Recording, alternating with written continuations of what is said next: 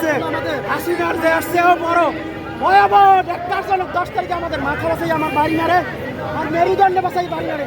আমি 5 দিন ছিলাম অসুস্থ। 10 তারিখ আমাদের এই ভাই এবং আপুদেরকে আসি এখানে সমাবেশে, একদম এখান থেকে কিন্তু আসার পরে যমুনায় যাওয়ার পরে আমাদের লাঠি চার্জ করে।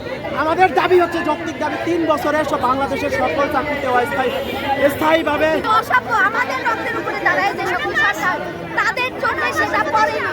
আমরা মেয়েরা রাজপথে, ওটা নির্লজ্জ, ওদের চলে যায়নি। সেখান থেকে আমরা 42 দিন যাবত আমাদের সাথে তারা যত তাল বাহানা করেছে, এরই প্রেক্ষাপটে আমরা আজকে যমুনা অভিমুখে যাত্রা করেছি। আমাদের যমুনায় যাওয়ার অপরাধে আমরা ওখানে কোনো হট্টগোল করি। পুলিশের বড় একজন মানুষ কথা বলেছে যে আমরা বিষয়টা দেখছি।